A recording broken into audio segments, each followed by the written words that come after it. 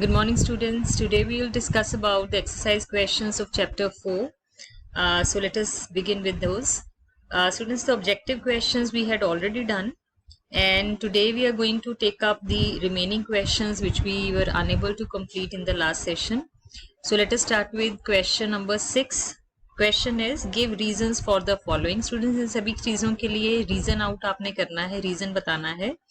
First question is aluminium foils are used to wrap food items. आप लोगों ने students generally ये देखा होगा कि हमारे घरों में या कई बार आपका टिफिन पैक करते टाइम आपके मदर क्या करते हैं, एल्यूमिनियम फॉइल लेके उसमें आपका जो चपाती है या पराठा है उसको वो रैप कर देते हैं. तो उसका क्या फायदा होता है, that is what is the question. तो स्टूडेंट्स इसका जो आंसर है, aluminium foil is use to wrap food because it keeps food soft and warm. तो ये दो चीजें मेन हैं जिसकी वजह से हम एल्यूमिनियम फॉइल में रैप करते हैं कि इससे जो खाना है वो क्या रहता है, सॉफ्ट रहता है. आप लोगों ने देखा होगा कि सीधा आप ओपन में छोड़ो तो क्या होता है कि उसका जो मॉइस्चर कंटेंट है वो इवेपोरेट होता रहता है और वो चीज ठंडी भी जल्दी हो जाती है. लेकिन जब एल्यूमिनियम फॉइल में रैप किया हो, एक तो वो सॉफ्ट रहता है और दूसरा वो वार्म रहता है, जल्दी ठंडा नहीं होता है. और दूसरी जो बेनिफिट है यहाँ पे कि रिएक्ट नहीं करता है फूड के साथ. एल्यूमिनियम जो है, जो फूड आइटम आपने उसके अंदर रैप किया हुआ है उसके साथ वो रिएक्ट नहीं करता है. Right, now come to second. This was the first question that we have completed. Now come to the second part. Second part is immersion rods for heating liquids are made up of metallic substances.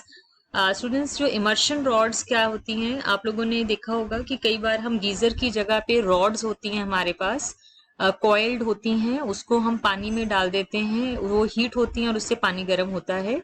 तो वो metals की क्यों बनी होती हैं, metallic substances की क्यों बनी होती हैं, किसी न किसी मेटल वाली चीज की क्यों बनी होती हैं, ये क्वेश्चन है. तो स्टूडेंट्स वहां पे उस रॉड का पर्पस क्या है कि उसमें से करंट फ्लो करे और करंट फ्लो करने की वजह से वो क्या हो, वो हीट अप हो. तो यहाँ पे बेनिफिट क्या होता है कि जो मेटल्स हैं दे आर गुड कंडक्टर्स, वो इजीली करंट को कंडक्ट करती हैं. हीट और इलेक्ट्रिसिटी दोनों ही चीजों को वो इजीली कंडक्ट करती हैं. तो इस चीज का हमें ये फायदा हो जाता है कि वो बहुत आसानी से उनमें से करंट फ्लो कर सकता है और वो जो हीट है वो पानी तक ट्रांसफर हो सकती है. तो ये हमें बेनिफिट हो जाता है इसका. Therefore they are used to make immersion rods to heat liquids. तो ये इसका रीजन हो गया. Now come to part C. Copper can not displace zinc from its salt solution. जो कॉपर है वो जिंक को जिंक के सॉल्ट सोल्यूशन से डिस्प्लेस नहीं कर सकता है. ऐसा क्यों होता है वो आपने बताना है. तो सी का आंसर क्या है कि जो कॉपर है, हम लोगों ने स्टूडेंट्स ये चीज पढ़ी थी कि सबसे ज्यादा रिएक्टिव क्या होता है, जिंक होता है. उसके बाद सेकेंड नंबर पे रिएक्टिव होता है आयरन और थर्ड नंबर पे जो मोस्ट रिएक्टिव है दैट इज कॉपर. जो अगर हम इन तीनों की हम कंपैरिजन की बात करें तो जिंक मोस्ट रिएक्टिव है, आयरन इंटरमीडिएट है और कॉपर सबसे कम रिएक्टिव है. तो जब हम डिस्प्लेसमेंट रिएक्शन की बात करते हैं तो हमें क्या पता है कि डिस्प्लेसमेंट रिएक्शन तभी कंप्लीट होती है जब हमने सेकंड मेटल जो ऐड की है वो ज्यादा रिएक्टिव है. तो नाउ यहाँ पे वो क्या कह रहे हैं कि कॉपर जिंक को डिस्प्लेस क्यों नहीं कर पाता है. अगर मेरे पास जिंक सल्फेट का सोल्यूशन हो, उसमें मैं कॉपर की रॉड डालूं तो हमें पता है कोई रिएक्शन नहीं होती है. रीजन क्या है कि जो कॉपर है दैट इज लेस रिएक्टिव, क्योंकि कॉपर जो है वो कम रिएक्टिव होता है, जिस वजह से रिएक्शन पॉसिबल नहीं है. नेक्स्ट इज फोर्थ पार्ट क्या है, sodium and potassium are stored in kerosene. तो कैरोसिन ऑयल के अंदर इनको क्यों स्टोर किया जाता है, ये क्वेश्चन है. हमें क्या पता है स्टूडेंट्स, सोडियम और पोटेशियम जो है वो हाईली रिएक्टिव हैं और वो एयर के साथ रिएक्ट कर जाते हैं और पानी के साथ भी रिएक्ट कर जाते हैं और बहुत वायलेंटली रिएक्ट करते हैं. स्प्लैश जनरेट होता है जिससे हीट जनरेट होती है बहुत सारी. इसलिए ये प्रोसेस ना हो, ऐसा वायलेंट रिएक्शन ना हो, उससे बचने के लिए इसे क्या करते हैं, कैरोसिन के अंदर स्टोर किया जाता है. So that is the answer of part D. Now come to next one. Question number 7. Can you store lemon pickle in aluminium utensils? तो स्टूडेंट्स जरा देखिए, आपके घरों में अचार जो है जब भी स्टोर किया जाता है तो किस में होता है, या तो बोन चाइना के कंटेनर्स होते हैं या प्लास्टिक के कंटेनर्स होते हैं या ग्लास के कंटेनर्स होते हैं. कभी भी कॉपर के, एल्यूमिनियम के, आयरन के कंटेनर के अंदर पिकल को या कोई भी खट्टी चीज को स्टोर नहीं किया जाता. तो इसके बारे में आपने रीजन आउट करना है कि एल्यूमिनियम के यूटेंसिल के अंदर क्या हम लेमन का पिकल रख सकते हैं. तो स्टूडेंट्स देखिए, lemon being acidic will react with aluminium. हमें पता है कि जो मेटल्स हैं वो एसिड्स के साथ बहुत इजीली रिएक्ट करती हैं and it will produce substances which are unfit for use. और उससे ऐसे सब्सटेंसेस बनेंगे जो कि यूज करने के लिए अनफिट होंगे। स्टूडेंट्स, जब एल्यूमिनियम रिएक्ट करेगा एसिड के साथ तो कोई नया कंपाउंड बनाएगा, वो कंपाउंड जो है वो हमारे यूज के लिए फिट नहीं है। Thus aluminium pickle is not stored in therefore lemon pickle is not stored in aluminium utensil। तो इस वजह से जो पिकल है लेमन का, नींबू का जो अचार है, उसको हम कभी भी एल्यूमिनियम के बर्तन के अंदर नहीं रखते हैं। Now come to question number 9. What happens when dilute sulfuric acid is poured on copper sulfate? तो स्टूडेंट्स इसकी रिएक्शंस हमने लिख के बताना है कि क्या हो रहा है यहाँ पे। तो स्टूडेंट्स मैंने दोनों तरह से लिख दिया यहाँ पे। ये उन्होंने वर्ड इक्वेशन ही बोली हुई है। वर्ड इक्वेशन क्या होती है? जहाँ पे हमने केमिकल सिंबल्स या फॉर्मूले नहीं लिखने होते हैं। वर्ड्स में हमने लिख दिया dilute sulphuric acid plus copper लिख दिया, आगे बन गया कॉपर सल्फेट प्लस हाइड्रोजन। तो हम इस तरह से लिखते हैं। तो इस रिएक्शन में क्या होता है? कॉपर सल्फेट और हाइड्रोजन गैस प्रोड्यूस होती है। इसी चीज को अगर आप केमिकल फॉर्म में लिखना चाहो तो आप इस तरह से लिख सकते हो। तो यहाँ पे भी सल्फ्यूरिक एसिड का फॉर्मूला है H2SO4 प्लस कॉपर का Cu सिंबल है, और यहाँ पे क्या बना? Copper sulphate CuSO4 plus hydrogen gas that is H2। तो ये रिएक्शन कंप्लीट हो गई।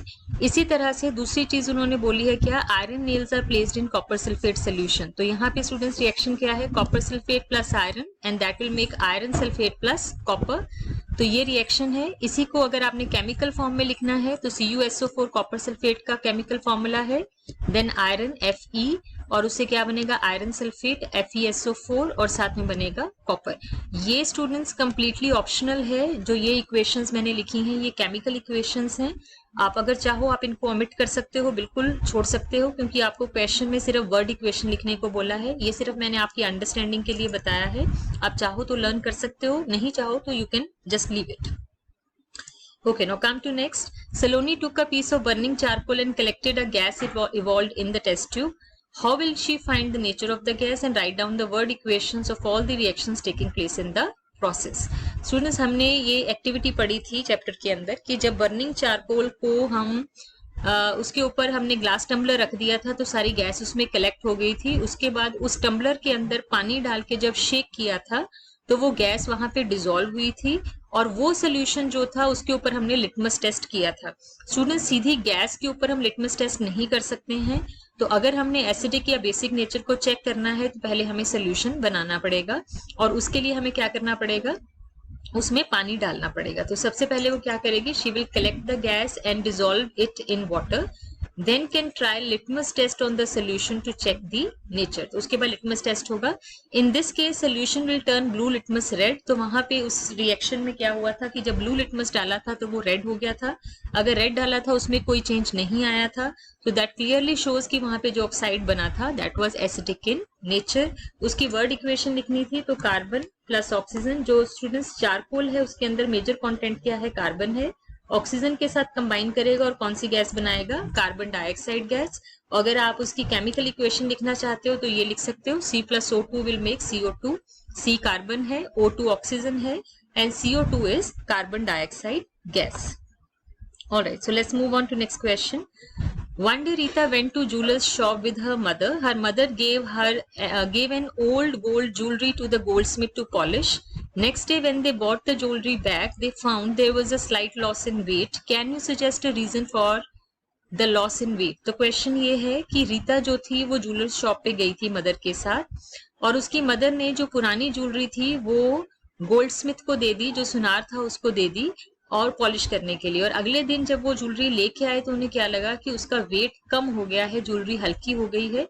तो आपने रीजन बताना है कि क्या रीजन हो सकता है लॉस का। तो स्टूडेंट्स, यहाँ पे एक रीजन तो सिंपली ये भी हो सकता है कि उसके ऊपर कोई डस्ट थी या कुछ ऐसा मटेरियल था जो उतर गया, उससे हल्कापन आ गया। दूसरा रीजन स्टूडेंट्स ये भी हो सकता है, एक हमारे पास मिक्सचर होता है एसिड्स का जिसको बोलते हैं एक्वा रिजिया। तो एक्वा रिजिया दो बड़े स्ट्रॉन्ग जो एसिड्स हैं उनका मिक्सचर है, that is nitric acid and hydrochloric acid. तो यहाँ पे जो रीजन हमने बताया है कि goldsmith generally use acidic solutions to clean jewellery. A mixture of the nitric acid and hydrochloric acid, which is known as aqua regia, has the ability to dissolve gold। तो students, ये aqua regia जो normal जो weak acids हैं वो gold के साथ react नहीं करते हैं। गोल्ड बहुत कम रिएक्ट करता है किसी भी एसिड के साथ, लेकिन क्योंकि यहाँ पे हम एक्वा की बात कर रहे हैं। एक्वा बहुत ही स्ट्रॉन्ग एसिड है, एसिड्स का मिक्सचर है। तो उस सिचुएशन में क्या होता है कि वो गोल्ड को डिसॉल्व कर सकता है। तो उसकी वजह से क्या हो सकता है कि थोड़ा सा वहां पे वेट लॉस हो सकता है। सो विद दिस स्टूडेंट्स, आपके जितने भी क्वेश्चन है एक्सरसाइज के, दोज आर ऑल कंप्लीट। तो आप लोग इसको अपनी फेयर नोटबुक पे नोट कर सकते हो। Thank you very much.